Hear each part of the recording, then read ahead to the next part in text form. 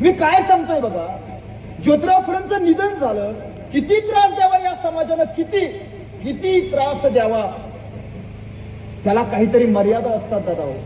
ज्योतिराव फुलेंनी आपली सबंध हयात इथला समाज सुधारण्यासाठी आपला सर्व पैसा अडका समर्पित केला आणि मृत्यू झाल्यानंतर त्यांचं पार्थिव असं दिवसभर दारात पडलेलं आहे. कारण ज्योतिराव फुलेंच्या पार्थिवाचं तिटवं धरायचं कोणी म्हणून वाद सुरू केला भावकीतल्याच लोकांनी. यशवंतला तिटवं धरू दिलं जात नव्हतं.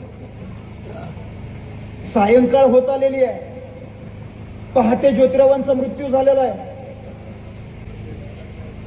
शेवटी काय सांगतोय बघा, नाईलाजानं जगाच्या पाठीवरची अशी पहिली क्रांतिकारी घटना घडली की महात्मा ज्योतिराव फुलेंच्या पार्थिवाचं तिटवं कोणी धरलं तर ज्ञानमाऊली सावित्रीबाई फुलेंनी स्वतः ज्योतिराव फुलेंचं आपल्या नवऱ्याचं तिटवं हातात धरलं.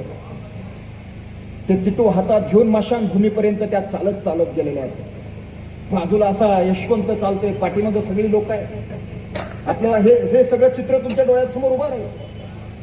आणि सावित्रीबाई फुले त्या हातात तिटवं घेऊन असं चाललेले आहेत मशानभूमीकडे. मशानभूमीत गेल्यानंतर पुन्हा वाद. ज्योतिरावांच्या पार्थिवाला अग्नी द्यायचा कुणी? यशवंतला तिथंही अग्नी देऊ दिला नाही या सगळ्या भटाळलेल्या या माळ्यांनी. माझा राग आहे या सगळ्या लोकांवर.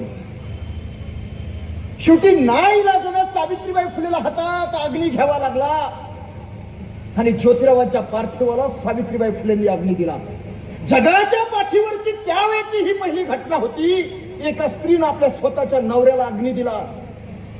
हे कदाचित दुर्भाग्य तिच्या हाती आलं असेल, पण माझ्यासारख्याला काका याच्यातून एक वेगळा आदर्श वाटतो. सावित्रीबाई फुलेंनी या समाजाला दाखवून दिलं, जो अधिकार इथल्या पुरुषसत्ताक संस्कृतीला आहे तो अधिकार सुद्धा इथल्या स्त्रीला सुद्धा असला पाहिजे. ही भूमिका त्यातून सावित्रीबाई फुलेंनी आम्हाला दाखवून देण्याचं काम केलं. ही वेळ त्या माऊलीवरती आली.